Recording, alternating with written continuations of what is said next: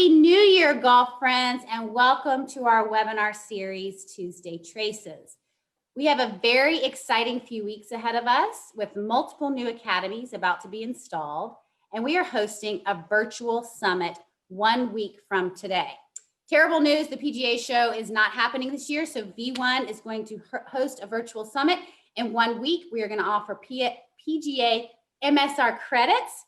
It is a 2-day educational event with some golf industry rock stars like Brian Mogg, Mike Bender, Dana Dahlquist, Cheryl Anderson, Terry Hash, and more. The girls will put the link to register in the chat window over there. And don't forget, if you're a PGA pro, we will be offering MSR credits. Speaking of rock stars, how lucky I am to get to spend an hour with someone that has played in all the majors, the legend, Mr. Larry Rinker. Larry, Happy New Year and welcome to Tuesday Traces. Thank you, Mandy. Great to be on with you. I'm very excited to have you tonight. We're going to talk about some of your stats and some of your cool numbers, but most importantly, thank you very much for being a loyal member of our V1 family. How long have you been using V1? A little over 9 years now. Awesome. That's really cool. We're going to talk about the number of lessons that you've done in a little bit, but thank you so much for being a member of our family. And I know that it has helped you grow the business through COVID. To all of the folks that are joining Larry and I tonight, please send questions in the chat window on Zoom or Facebook. The girls will watch both. Larry is extremely proficient in Zoom, so he's going to be watching the chat window as well, and we'll answer all of your questions. V1 Sports is a 25-year-old company. We are the leader in delivering video analysis and instruction solutions to golfers and golf instructors around the world and tour players. We feel very lucky to support world-class golf instructors and tour players like Larry Rinker so that they can keep growing this wonderful game of golf using the best video analysis technology in the industry. I am Mandy Von C. I am the Southeast Regional Sales Manager for V1 Sports, born, raised, and based in beautiful Charleston, South Carolina.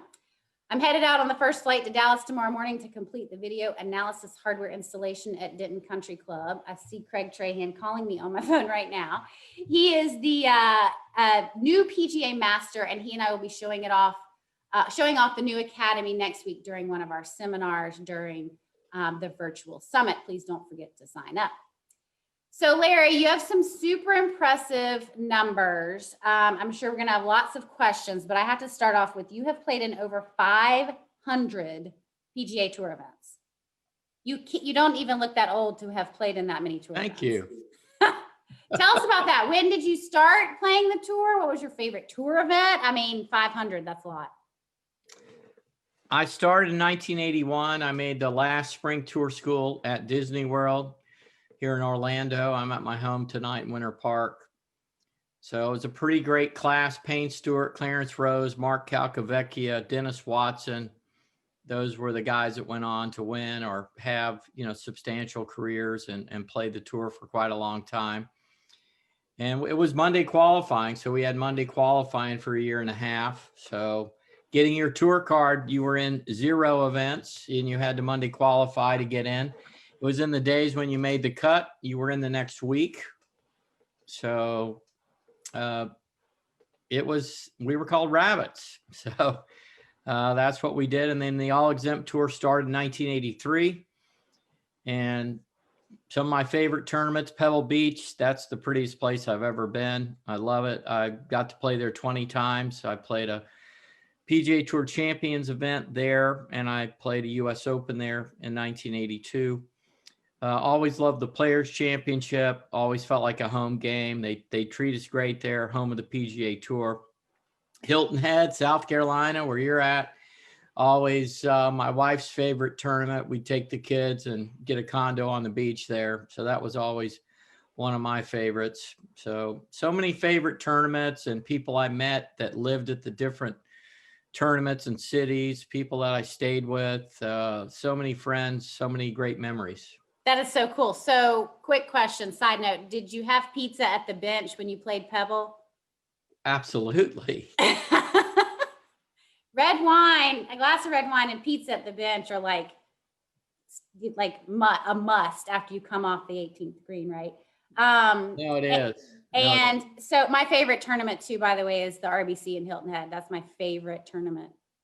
I feel like everyone takes a sigh of relief after the Masters and just lets loose a little bit. I love that one, but it's close to me. I got to play in it twice after playing the Masters, and it was a nice, I can see why the people that go from the Masters to Hilton Head really enjoy I love it. that next week. It's so chill, and it's such an easy course to walk. I feel like I love seeing the players on that course. And I got to ask you about Kiowa. Have you ever played Kiowa? I've played the river course. I haven't played the ocean. So, you know, the PGA Championship is at Kiowa in May. I like to call Kiowa the Pebble Beach of the East Coast. So I hope I'll see you here. Okay. All right. Okay. We'll you can probably get a tee time easier than me, but okay. You've got to be the starter at a pretty special tournament a few weeks ago. I got to know what it was like seeing Charlie Woods tee off.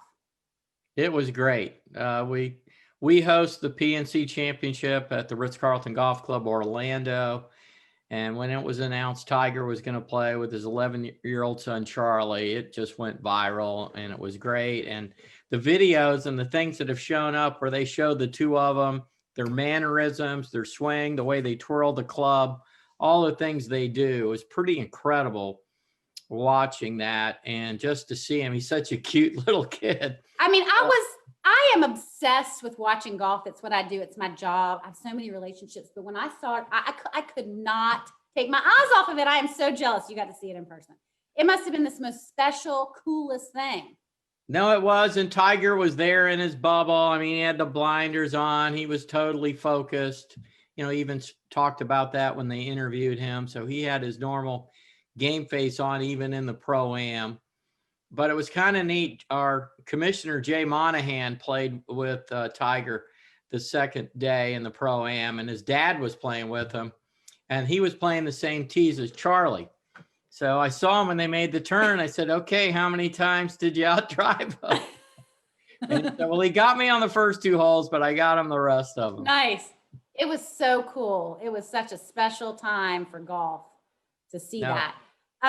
Randy, thank you for joining us, Randy. He always has great questions. He wants to know who has been your most influential mentor as a player and an instructor. That's a great question for you. That would be Bob Toski as both.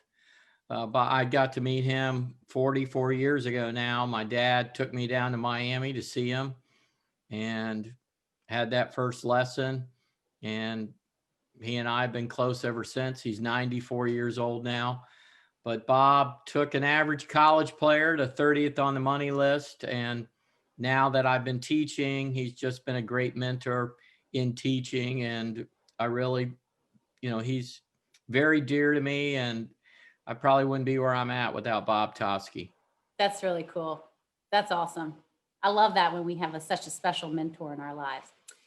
Okay, your Rolodex is super impressive. You've interviewed tons of folks, including some of my buddies, Laird Small out at Pebble, of course, Darius Rucker, who lives just over the bridge, or used to live just over the bridge from me in Mount Pleasant. A few V1 family members, Brian Mogg, Mike Bender, Tom Patry. I got to know, share some of your favorite interview stories from, you were at PGA Radio for 7 or 8 years, I think. You had a show? Long time. Years, yes. Who's your favorite craziest golf guest? Wow, I got to think about that. Well, Edwin McCain is pretty crazy. Yeah, that's a good one. He's pretty funny. He's got unlimited material too. He can just keep going. Well, you have a soft spot for him because you're a musician as well. I do. Yeah. But he's written a lot of great songs, great artist, great friend of Darius's. Let's see, craziest. Bob Ford, I always enjoy having on, and Bob was on a show and he asked me a question. It's always neat when the host get asked a question. And he asked me, so what starts the downswing? And I kind of gave my Bob Toski answer. Well, it's the left knee and the weight shifting into the left foot. And Bob goes, well, Rink, I'm going to disagree with you. I'm going to say it's the club head. And so I thought that was really good because we're going to get into it with right balance and upper mid low core players. But it's kind of interesting that Jack Nicklaus talked about starting that club head.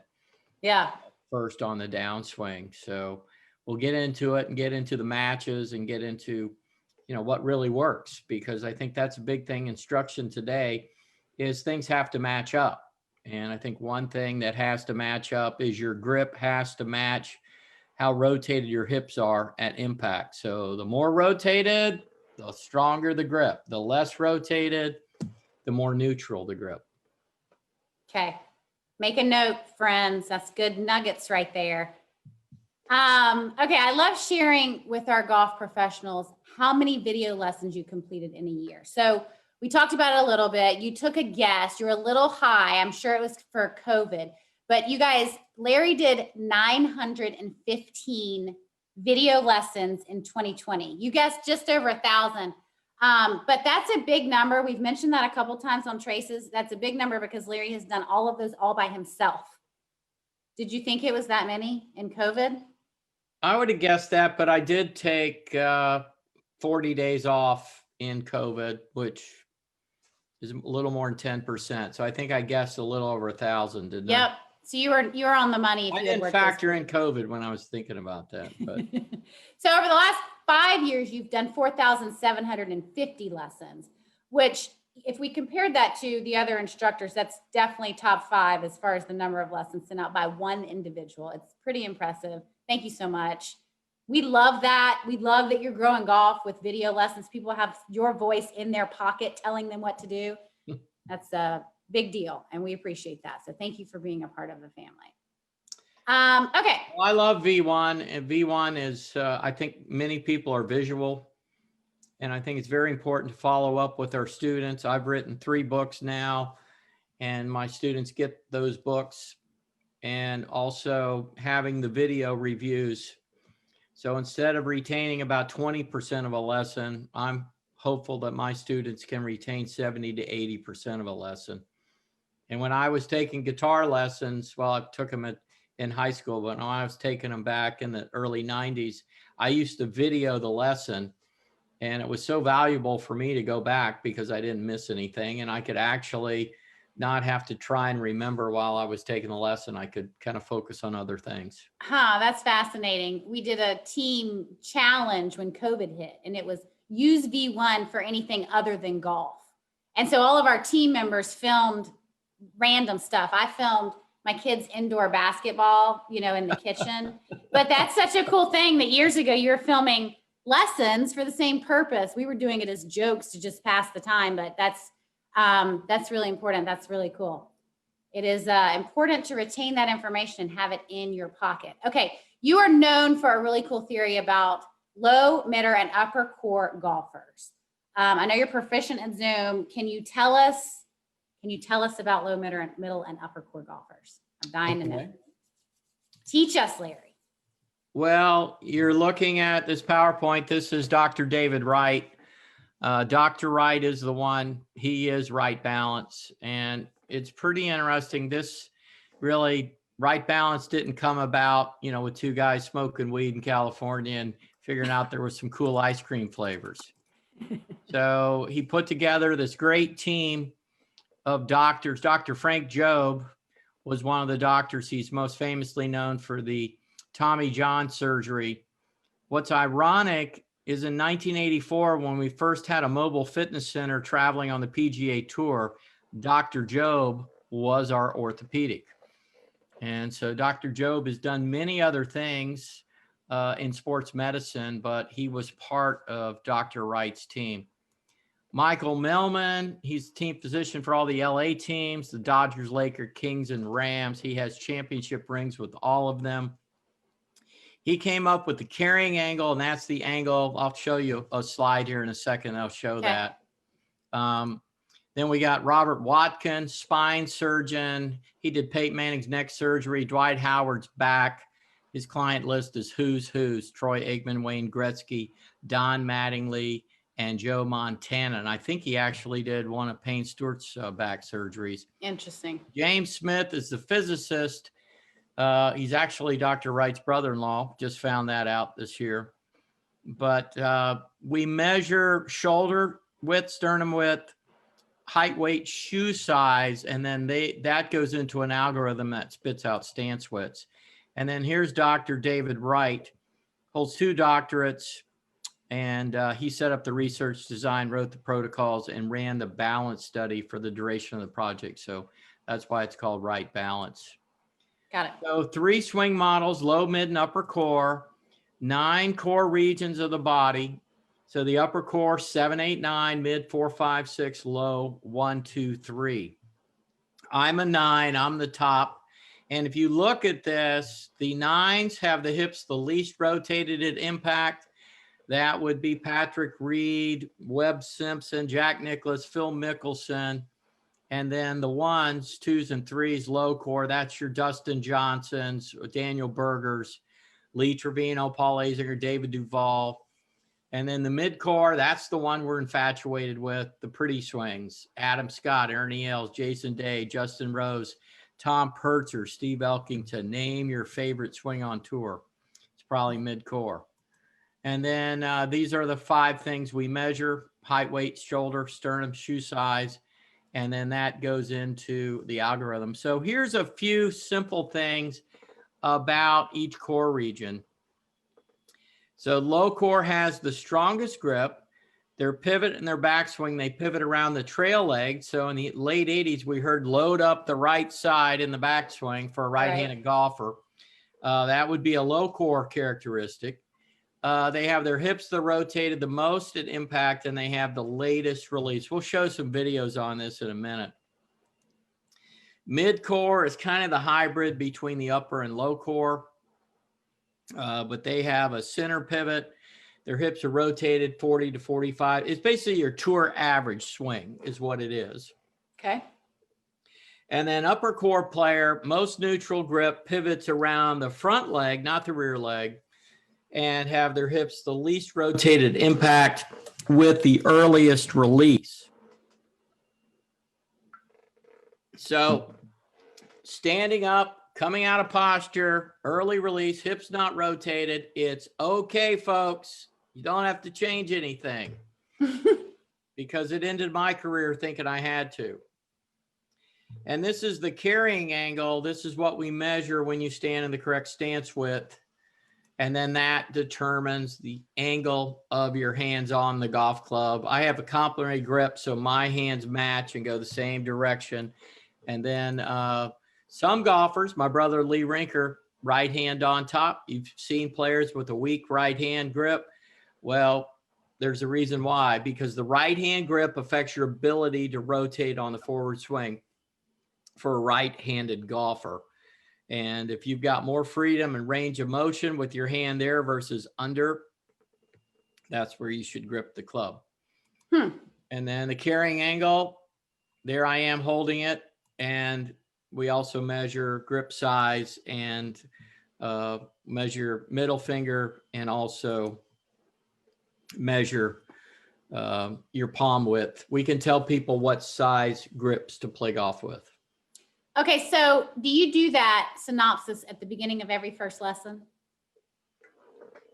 I do. You probably know I can rip through it. So yeah. Can you tell, can you assume? I'm super flexible. I think I rotate my hips like crazy. Does that just make me a low core golfer? Well, here's what we do. First test is, how much can you bend this arm back? My right arm, I can't bend it back at all. You know, if you're low core, you could bend that thing back like this. You could really, I can't do it. Like this? Yes, like that. Yeah, Okay. like that. Yeah, there you go. Okay. Okay. See, I can't. I only have, that's all I have. Okay. I bet all of the 160 people are sitting at their computers. Yeah. Trying. So that is, so if you're like me or a little past that, you're probably upper core. And I saw Nate Sargent ask, why do so many people measure upper core? Nate, I don't know, but we do believe 2/3 of all golfers are upper core. And I'm only running 90% after measuring over 1,000 people now. But I have attracted them because I wrote a book on it. I had a radio show, talked about it. And Bottom line, if you're teaching one model, I'd pick the upper core. I don't teach one model because I want to try and help everybody that walks through my door. But let's look at some video. Yeah, I want to see. Let's look at some video so we can, put a little video to this. So on the left is my sister Lori, who won twice on the LPGA Tour. On the right is one of my students, Kathleen. And one thing you'll notice in setup is Lori is bent over more than Kathleen. Upper core will have the straightest back and the most knee flex. And that carrying angle we looked at shows up here in the knee flex. And you can see this 150. That's a pretty low carrying angle. You look at Lori, her knee flex is a lot less. So she's, this is kind of a drawing tool that I can play around with, but you can see her carrying angle is actually 158. And there she is about 158. But look at the difference in the postures. Mm-hmm. So Kathleen, this is your freak show. This is the rotate and how many people can look like that at impact. So there's your Dustin Johnson. I have only measured 15 low core players out of well over 1,000 now. Really? Really. That's it. That's all I've found. Now here's my sister Lori with the pretty swing, left arm perfectly on plane, club just under the plane, which is power slot, means you're going to swing out and up. And then there she is at impact, that pretty swing. And there she is with her hips rotated. But not nearly as much as the hips on the right. Then there's yours truly. And you're going to see me more bent over. Yep. And you're going to see my left arm on plane. You're going to see my club just under the plane, and watch me rotate into a jump. I'm not even rotated at all. My head's out of the circle. So it's pretty amazing that we can teach anything from what I'm doing on the left to Kathleen on the right, and it works. So that's upper core on the left. We use verticals the most. We use ground force the most. Low core players, because they're so rotated and in their left heel, they're going to use verticals the least. And if you look at, let's see, let me find him. Oh, I know where it is. If we look at Jordan Spieth, you're going to see Spieth is very rotated here at impact, and look where his weight is in his left heel. Yep. So we believe Jordan is low core. Okay, so you don't try to change it? Jump out of your heels, folks. Put your weight in your heels and try and jump. It's kind of hard. You can't do it. So everyone's going to try to teach you out of that, right? On the left? Well, they might say you're too rotated, but they're freak shows. You don't see low core very often, but we see these upper core players all day long. And I could bring up some swings. I mean, So Larry, though, the upper core players are on the toes jumping. Are you not trying to teach them out of that? No, it's totally natural. It is natural. I don't even have to think about it. Here's a guy that was just with me in a 3-day school with his brother and father. And I'm trying to bring him up. We got his stance closed to help him get turned and get the club on plane. Look at him at impact. He's not even hardly rotated at all. He's 25 years old. So I've measured golfers that here, there's others. I could go on and on. But here's what's kind of funny. Let's see if I can find this. That a teacher that I worked with thought that I should swing like David Toms. So David Toms was who they picked for me. I'm just trying to pull him up. Here we go. So here's David Toms.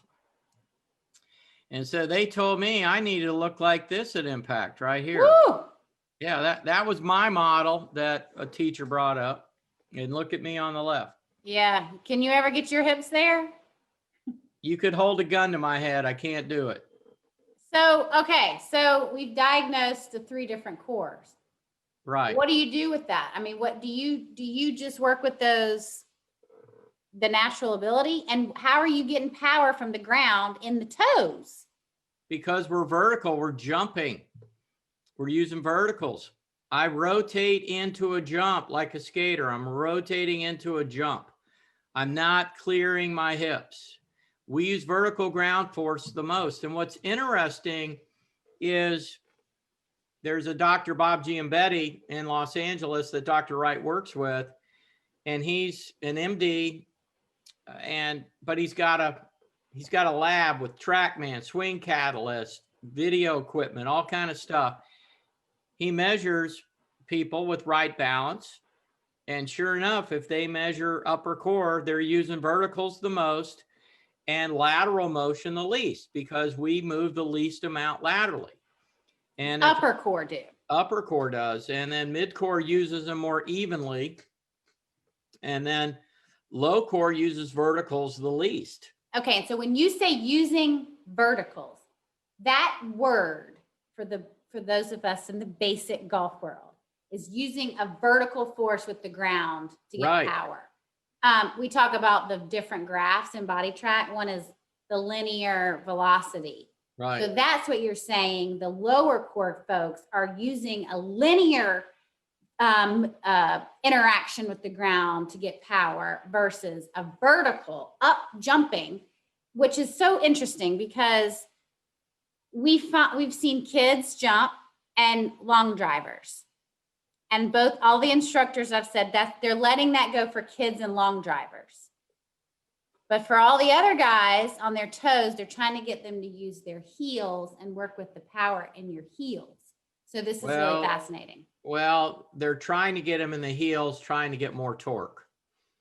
So when somebody looks at me and I'm not very rotated impact, people think I'm not rotated. You know, this whole idea that we're clearing our hips and we're rotating through as fast as we can.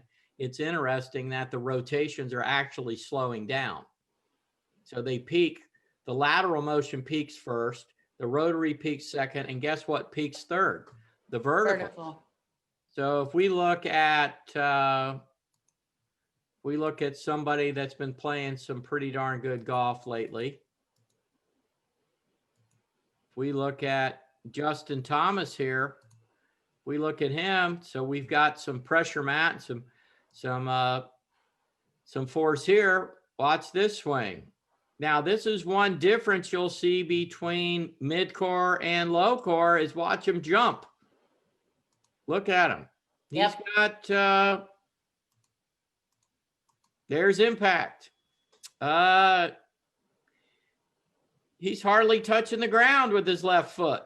Yep. Yeah.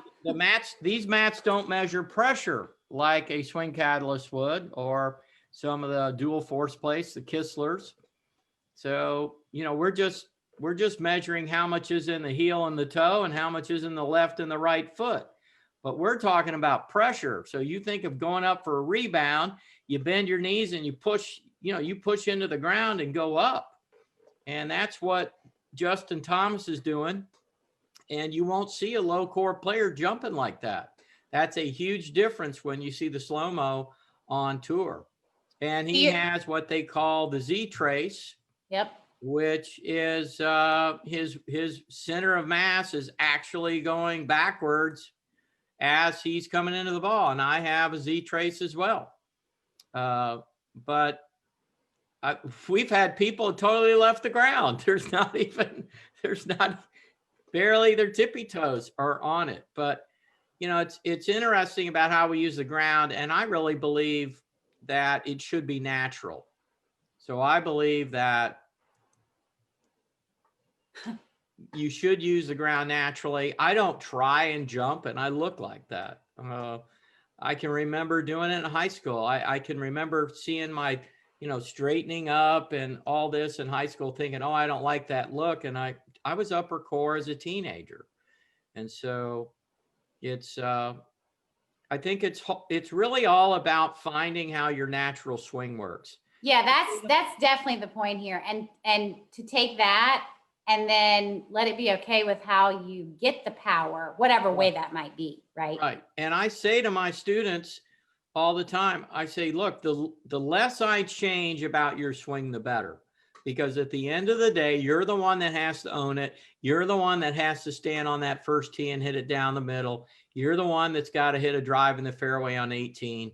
So you have to own your swing. And, you know, I just got some videos to do a Zoom video V1 lesson this week. And I'm looking at this swing and it looks so manufactured. It looks so put together, like they're trying to do so many things in their swing. I saw there's this kid that's been out practicing at the Ritz the last couple of weeks. And I look, you know, he kind of looks like it's pretty good, but you watch his ball and his ball flight isn't very good. And you can tell it's just total manipulation what he's doing.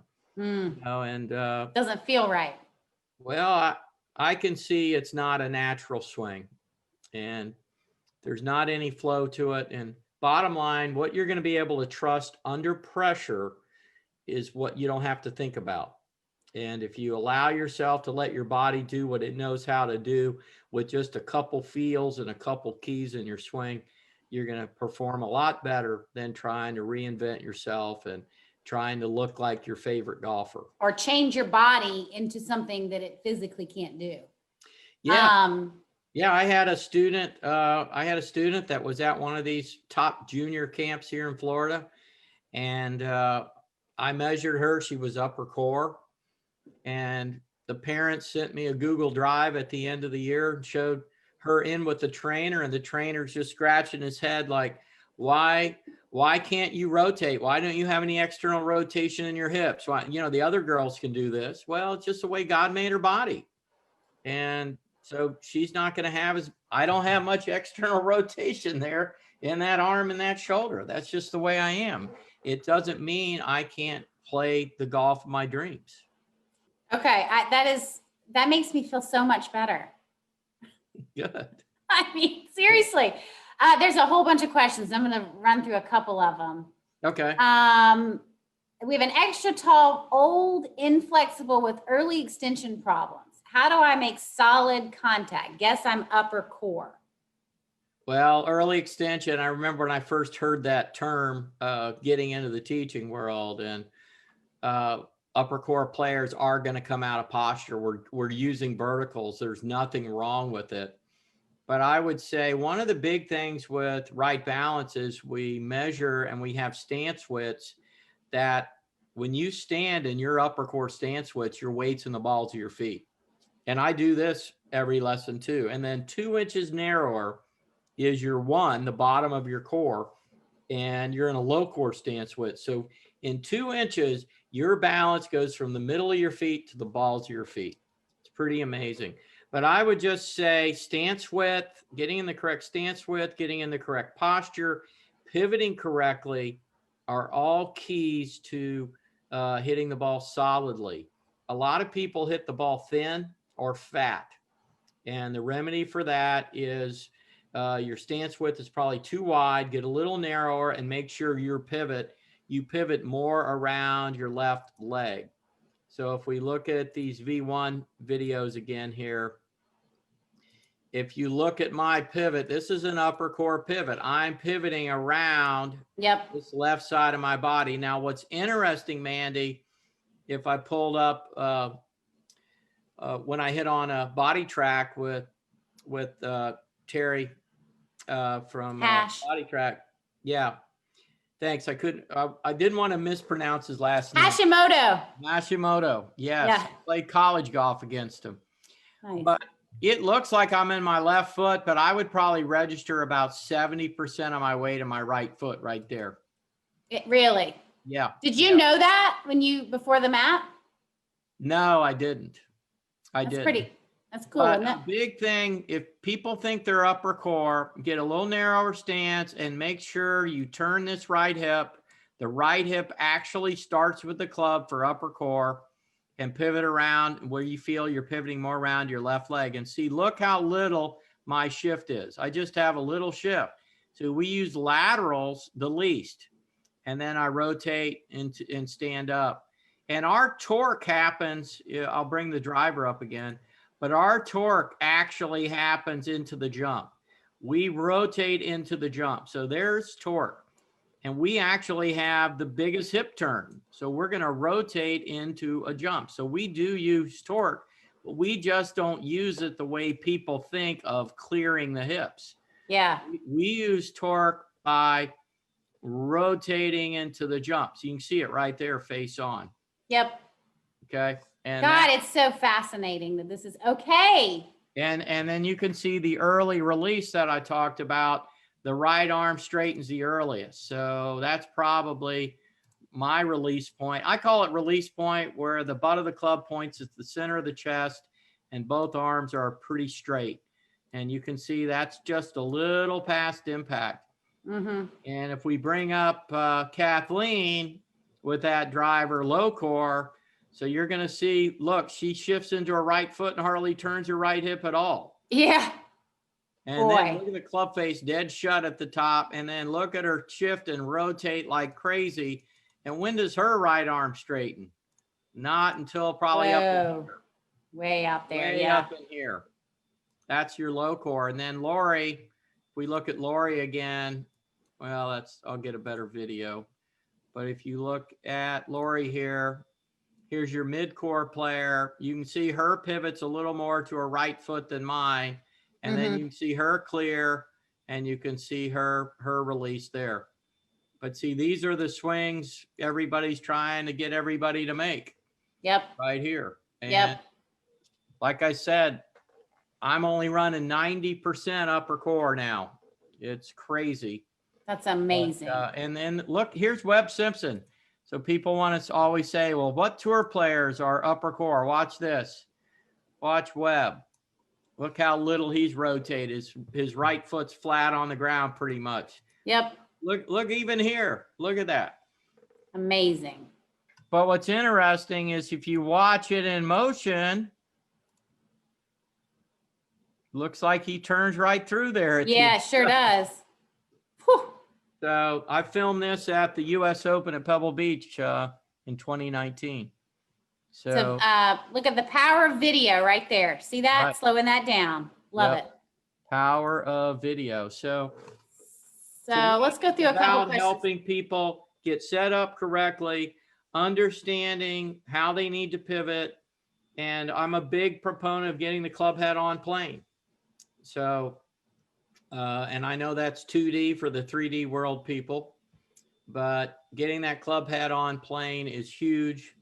And so if I get people set up, I get them getting the club at a pretty good delivery point here, they're gonna have some success and they're gonna start hitting the ball better. All right, Jim, I think that Larry's telling us without rotation, how do you produce power with a vertical force into the ground? We jump up, get out of your chair. Jump. There's a lot of, and it's interesting. I think I can bring this up. Let's see. I think I know where to find it. Yeah, here it is. So here is one of the longest guys, pound for pound. He's won the long drive, Jamie Sedlowski. And what you're going to see with your long drivers is they're mostly mid-core because they rotate into a jump. Look at his left foot. It's if he was on one of our pressure mats, it probably wouldn't even be registering right there. He owns one of my pressure mats. He's been on traces. He loves it. He uses it regularly. And you're right, he does. We analyzed it. We looked at it in slow-mo. He absolutely gets off that left foot. There is nothing on the pressure mat when he's swinging. It's so you don't think these long drive guys, look at the left leg. The only thing that's a little weird is his knee is not over his left foot. And you really want to have, if you're going to use verticals, you really want to have that left knee, if that left knee is pretty much right over the foot, center of the foot, that's where you can push up and jump the most. And get the most power from the ground. Well, we know my friend James Lights, he has more toys than anybody. But James has the Kichler dual force plates, and he told me that we jump more off our lead foot than we do the rear foot. And so that's all I'm doing right there is I'm jumping off of my left foot. I'm left-footed, left-handed, playing golf right-handed, but there's my knee right over my foot jumping. Yep. Jamie's a little more back. I don't have one of Justin Thomas face on, but you know, if you watch Justin, I mean, it's pretty amazing. This guy's playing some pretty good golf, but just look at him jump. You can just see it. It's pretty amazing. Okay, so they're asking right knee straightens in the back or remains same. He just answered that. With upper core players, are you having to fix more slices or hooks? Well, I would say more slices because most people come over the top of the plane, and if people are swinging too far left as a right-handed golfer, they're not going to hit it left to left and square the club face, so most of them slice. But we do get players under the plane. I think that's always a little harder to fix with that. But I had a gentleman this week that was upper core. He was a 7.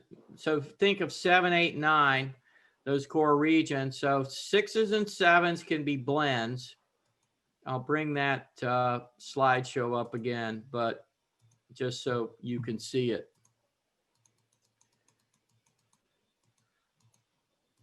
But the 6s and 7s here can be a blend. So a 7, if they were hooking it, I would say, hey, turn your body a little more through the ball. Body rotation is a face opener, folks. It's not a face closer. If you ever hear somebody say square the club face with your body rotation, no, it's opening the face more. Why do you think Dustin Johnson has a grip like this? So, but 7s and 6s can be blends. 7 is an upper core with a little mid core blend 6, and then the 3s and the 4s. It's possible Justin Thomas is a 3. So the 3, that's why he's using so many verticals. So, but people that aren't jumping at all, like Dustin Johnson and Spieth, they're probably 1s. They're probably all the way down there. And they're really not using a whole lot of verticals with what they're doing. Quick question, Alan Kite, how much should the hands drive the swing compared to the body driving the hands? Well, I'm old school, and I think it ruined a lot of us when somebody came out and said that the big muscles control the little muscles. It's these things you need to learn how to use if you want to learn how to play golf. The little muscles control the big muscles. So you better know what your hands are doing or you're dead, Lee Trevino said. So you've got to know what your hands and your arms are doing. And I did a video. I'll bring this one up. This is kind of an interesting one. Let's see.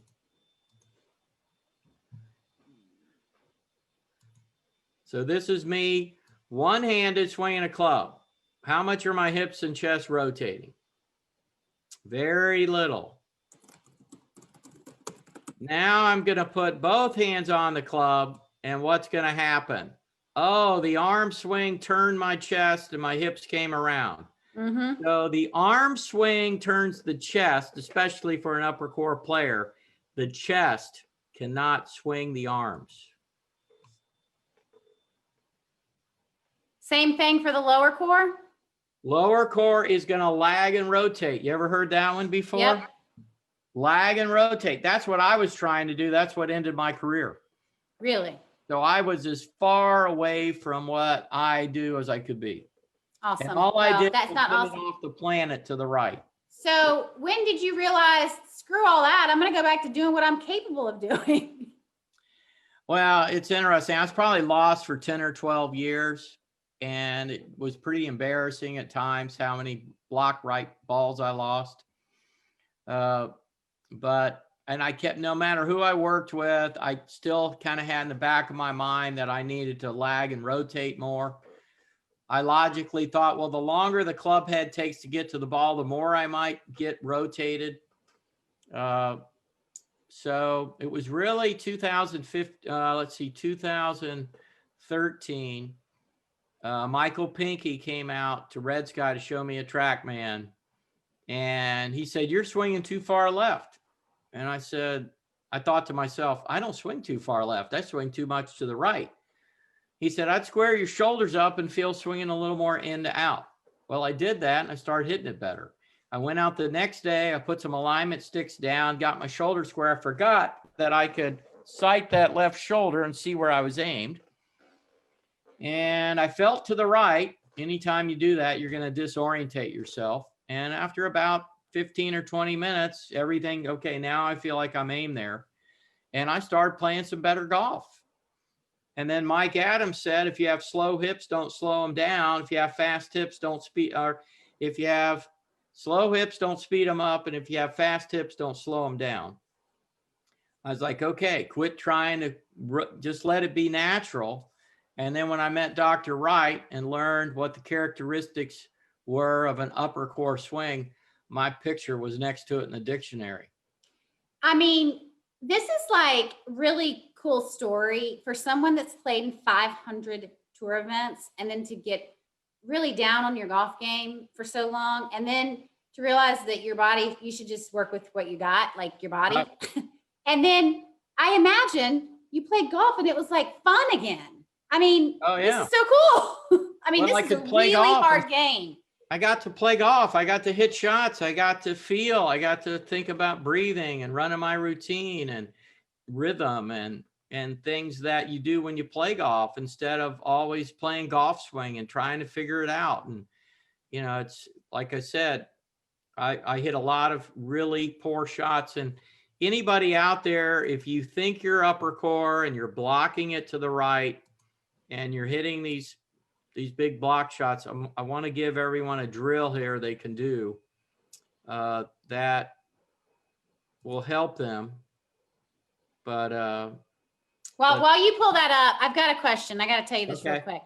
All David right. Coates says, what are the books we can read to research this method? This is blowing my mind. This could really help my teaching philosophy. David, I completely agree. I don't think it just helps the teaching philosophy. I think it helps us all to feel a little bit about what our bodies are capable of doing in a very difficult game.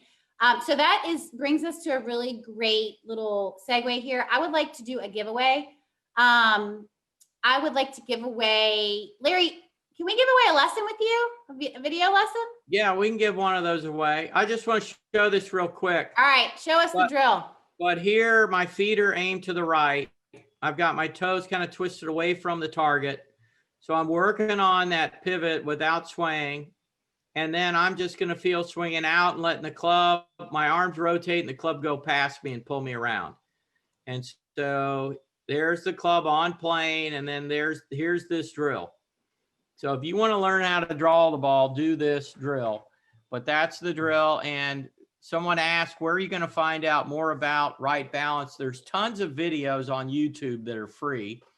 I've written an ebook on the upper core swing. You can get that on my website at larryrinker.com. But there's tons of stuff out there that you can study. In my ebook, I have a matrix that give 10 swing characteristics and setup characteristics of upper, mid, and low core. But when you start understanding this stuff, you're going to be able to watch tour players say, aha, I can see that guy's upper core, he's low core. You know, Jack Nicklaus was really the biggest proponent of upper core. He talked about, I tried to keep my back at the target as long as I could. That's upper core. He said, I tried to feel like I started the club head right from the top. I let the club head go. And the other thing he said is he tried to get his right hip out of the way on his backswing. He wanted to turn his right hip. So it's pretty neat that the GOAT is upper core. That is pretty cool.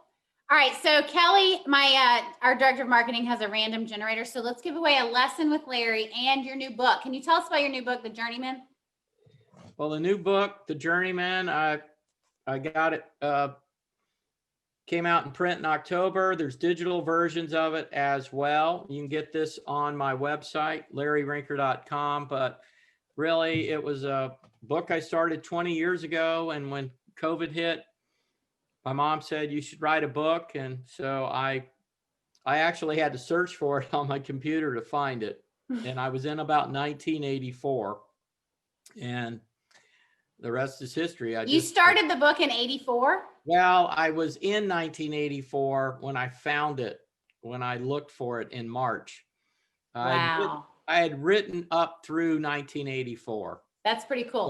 So Kelly picked Dan Brand as the winner. He will get a lesson with you and a copy of your book. And that's pretty cool that you started it or you found it in 84 because 85 was your most successful golf year, right? Right. Pretty cool. Yeah, so I just did it, and I really wanted it to be anecdotal, and I wanted it to help people. I've got all my lesson notes from Dr. Bob Rotella, Dr. Richard Koop, Fred Shoemaker, all that. I mean, it's a great mental book for golf, but I wanted people to understand there's kind of tips about what the upper course swing is in there. But the mental side of the game is definitely in there. And also there's a lot of history in there, things that happen. So anyone that's been around the game for a long time, you're going to remember a lot of the things that we talk about in the book and things that happened along the way. Well, that's really special. I'm going to read it too. And Dan, enjoy your lesson and your book. We'll get it sent out to you. I think the point here is that we can just feel comfortable with what we are capable of doing. And I have a funny question. Why do tour players always insist on making changes once they get on tour versus just doing what got them there in the first place? Well, we want to get better, and we think there's something a little better out there. I think you see the ones that stay successful don't change a whole lot. I don't think Bubba Watson has changed a whole lot. You look at Craig Stadler or Bruce Litsky, they didn't really change a lot. Their swings looked the same. So players that didn't go for things. Now that I'm teaching, all the lessons I took from all the great teachers have helped me to be a better teacher, but I got a little messed up, and bottom line, I got away from what really worked for me. And that's why I say if I'd have stayed with Bob Toski, who really taught me how to play the game with my arms, hands, and wrist, and how to shape shots and do things. And he never told me to try and rotate and lag the club. So, and that was really the big killer for me, was trying to get more cleared. And we're seeing kids get hurt that are upper core trying to get more cleared. And it's kind of sad because they're out there. They could be in a stance with the weight in the balls of their feet, and they're trying to gyrate their hips. And that's just an accident waiting to happen. Yeah, I was going down that path. I can imagine trying to change too much. It's very dangerous for your body. Ken Martin wants to know, do you think Tiger has changed a lot? I do. I think as a young man, I think he was definitely low core. He was very rotated. It's funny looking at Charlie. Charlie looks a lot like his dad, although Charlie's using verticals like Justin Thomas. He's jumping. So he could be one of those 3 or 4s. And maybe that was what Tiger was when he was a junior, winning the U.S. juniors and then the amateurs. Butch basically made him a mid-core player. So got his hips not as rotated and got a pretty swing. And I think Hank was successful because Hank's always liked a shallower swing plane and shallower at the bottom. And I think that shallower felt good to Tiger. That probably felt more like where he had it as a junior and younger. And, I think now, it's just a matter of Tiger's trying to make a swing where he doesn't hurt himself. Yeah. So, that's really what everybody should be doing, right? But he's still bombing it. And it was funny when he teed off on number 1 in the Pro-Am. I mean, this thing was up there. I mean, that's something I can't believe is how high the guys hit it now. But this was up there. And I said to his caddy, Joe LaCobb, I go, Joe, he goes, is that the height he's hitting it now? He said, no, that one was a little higher than normal. He said, Charlie wants him to hit it higher. I'm like, oh, okay. I guess Charlie's his coach now. Oh, yeah, that's pretty funny. Well, I mean, Charlie's pretty impressive. He for is. sure. He's very impressive. We have a few minutes left, and I know you've nailed remote Zoom video lessons. Can you talk about that? There's a lot of golf instructors, I'm sure. And, you know, of course, V1 moves videos from V1 Golf to the V1 Pro app very seamlessly and easily. But you've done a lot of Zoom lessons with students in person. Can you talk about that? Well, basically, you can get the free version of Zoom, but then you have to get the pro version, which is $15. And actually, you don't even need to do that for a lesson. With the free version, you can, I think, do 30 minutes. So you could do a 30-minute lesson. And all you really have to do is learn how to screen share like I've been doing. And what I do is I ask my students to send me, you know, a down the line and face on of a 7-iron and a driver. And it's so much better with Zoom than what I was doing with just V1, because you get a chance to talk to the people and they can ask questions. And so you're using the Zoom to just show them the video analysis and the tools within V1. You're not actually doing are you doing a live lesson with someone swinging a club in a Zoom call? I'm not doing a live lesson in a Zoom call, but I'm recording in V1 the whole, 25 minutes we're talking. And so at the end, when we hang up, he's got his V1 video lesson in his locker. I love that. So we, before COVID, our video lessons there was a 2-minute limit. And, COVID hit and everyone started calling. They're like, oh my God. And so we just increased it to whatever. And that was kind of a cool thing, because people like you went from, quick little right after in-person lesson, just a synopsis, to full on remote golf lessons. Right. By being able to just, have an unlimited recording. So that was my minutes are high too in my. I know. Now that you say that, I'm like, I need to have Kelly pull that report to see how much space your videos are taking. I'm occupying a lot of cloud. Yeah, I know. Kelly, side note, let's go see how much space everyone's taking in the cloud. That's a new calculation we should do. So Larry, what is your advice for the 90% of us that are upper core golfers going into the new year? Well, I would say 2/3 of us are. 90% is what I've had with my students, but I've attracted people that have taken the lesson where they're standing up, coming out of posture, hips aren't very rotated, early release. And they say, I know I'm upper core. So I have a lot of people like that. But my advice would be to go get fit by a Right Balance fitter. They're all over the country. Find out if you're low, mid, or upper core. It's always good to get measured, because that's going to give you your stance switch and also give you the angle your hands need to be on the golf club. Also, the size of grip that's going to work best for you. A larger grip will make your release later and the club face more open. A smaller grip will make the release a little earlier and the club face a little more square. I have upper core players come to me that have a triple hook built in. They've got their grip too strong, they have too small of a grip, and their club's bent too upright. Terrible. How the heck are they supposed to hit a golf ball from there? That is like a recipe for disaster. What was Ben Hogan? Hogan was low core, but complicated with a very neutral grip. And he really wanted a swing where he could duck hook it. He talked about supinating his left arm and pronating his right arm.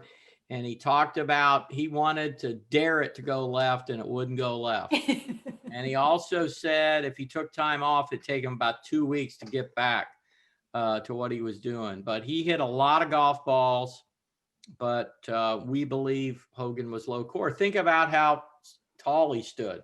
He had that upright posture like low core players. Yeah. Amazing. So we learned so much. I'm like so relieved about my own golf game right now after this webinar, but I would like to do it again soon, because I want to know more about how we interact with the ground now that we diagnose what core we are. So I hate to tell you this, but everyone says it's been so amazing. You have to come back.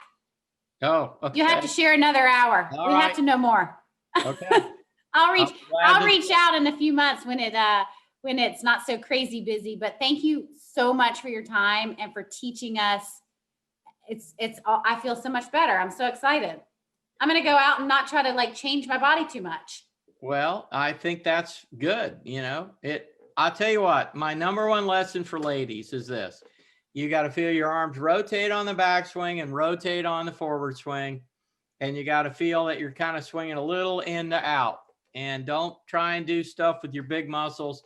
Just do that and see what happens. But that's a lesson I've had a lot of success with ladies. And I'd like to say to all my friends out there, I saw Nate Sargent on, one of my buddies, but anybody out there, all my friends, Happy New Year. And hopefully we're coming out of this pandemic and we're going to be clear sailing here in a few months. I sure hope so. Cheers, Larry. Happy New Year. Thank you so much. Thanks everyone for joining us.